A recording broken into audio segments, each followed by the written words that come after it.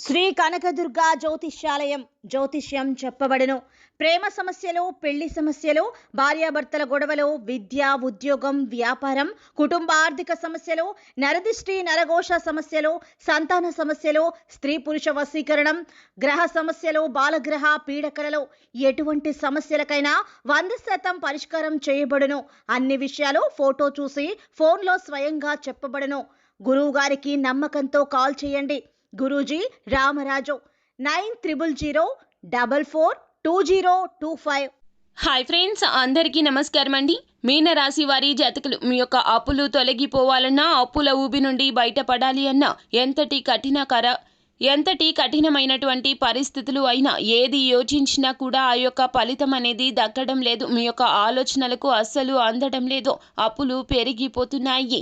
ధనలక్ష్మి కటాక్షం కలగడం లేదు. ఎంత శ్రమకోచి పని చేసినా వచ్చిన ధనం వచ్చినట్లుగా వెళ్ళిపోతుంది.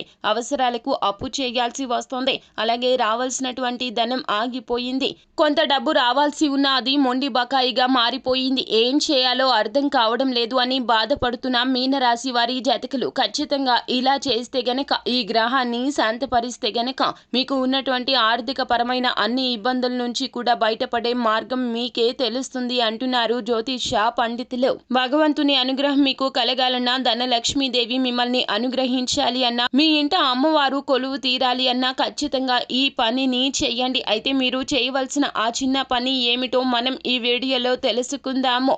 అంతకంటే ముందు ఫ్రెండ్స్, వీడియోని పూర్తిగా చూడండి. అప్పుడే మేము ఏం చెప్పబోతున్నామో మీకు అర్థమవుతుంది. వీడియో గనక మీకు నచ్చినట్లయితే గనక లైక్ చేయండి. మీ లైక్ మాకెంతో సపోర్ట్ అండ్ ఎంకరేజ్మెంట్ గా ఉంటుంది. ఇక ఆలస్యమే లేకుండా మనము వీడియోలోకి వచ్చేద్దాము. ఇప్పటి ఆధునిక కాలంలో ప్రతి ఒక్కరికి కూడాను అప్పులు ఎక్కువ అయిపోతున్నాయి. ఆర్థిక పరమైన ఇబ్బందులు అధికమైపోతున్నాయి. 100% కష్టపడిన ప్రతిఫలితం దక్కకపోగా అనవసరమైన ఖర్చులు ఎక్కువ అయిపోవడము, సంపాదన మార్గాలు మూసుకుపోవడము, ధనలక్ష్మీదేవి కృపా కటాక్షాలు లేక ఎన్నో రకాలైనటువంటి ఇబ్బందులతో మానసికంగా కూరుకుపోతూ నలిగిపోతూ ఉన్నారు మీనరాశి వారి జాతకులు. అయినా కూడాను మీరు అచంచల మనస్తత్వం కలిగిన వారు. మానసిక ధైర్యం ఎక్కువగా ఉంటుంది. ఎన్ని కష్టాలు వచ్చినా కూడా భగవంతుని కృపా కటాక్షాలతో నెట్టుకొస్తున్నారు. ఈ చిన్న పని చేస్తే గనక, ఈ గ్రహాన్ని శాంతపరిస్తే గనక మీకు ఉన్నటువంటి అన్ని రకాల ఇబ్బందుల నుంచి కూడా త్రుటిలో తప్పించుకోగలుగుతారు. మీరే అప్పులు ఇచ్చే స్థాయికి వెళ్తారు అంటున్నారు పండితులు. మీరు చంద్రగ్రహాన్ని శాంతపరచాలి అంటే ఏం చేయాలి అంటే గనక, ఒక తెలుపు రంగు వస్త్రాన్ని తీసుకోండి. మీకు స్తోమతకు తగ్గట్లుగా కేజీ-పావు కానీ, 2 కేజీలు-పావు కానీ, లేకపోతే గనక కేజీ-ముప్పావు కానీ ఇలా తీసుకోవాలండి. అంటే కేజీ లాగా తీసుకోకూడదు. కేజీకి కొంచెం ఎక్కువగానే ఉండేటట్లుగా తీసుకోండి. ఇలా బియ్యాన్ని తీసుకొని మూటలాగా కట్టండి.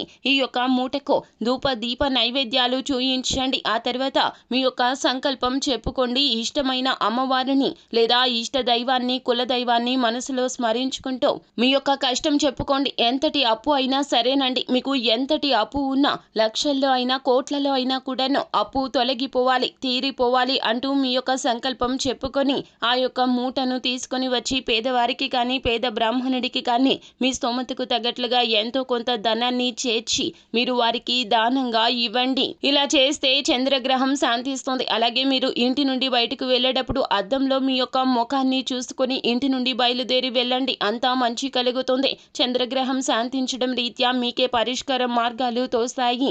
అప్పుల నుంచి బయటపడడానికి ఖచ్చితంగా మీరే ఆలోచించి మీ యొక్క అప్పును మొత్తాన్ని కూడా రూపాయి కూడా లేకుండా తొలగించుకుంటారు. సంపాదన పెరుగుతుంది. నలుదిశల ఆర్థిక పరమైనటువంటి ఇబ్బందులు తొలగిపోయి ధనం రావడాన్ని చూసి మీరే ఆశ్చర్యపోతారు. కావున నమ్మకంతో ఈ విధంగా ఎవరికీ చెప్పకుండా రహస్యంగా పాటించండి. అంతా మంచి జరుగుతుంది. శుభం భూయాత్. సో ఫ్రెండ్స్, చూసారు కదా, ఈ వీడియో గనక మీకు నచ్చినట్లయితే గనక లైక్ చేయండి. మరిన్ని వీడియోస్ కోసం మా ఛానల్ని సబ్స్క్రైబ్ చేసుకుని ఫాలో అవ్వండి. Thank you.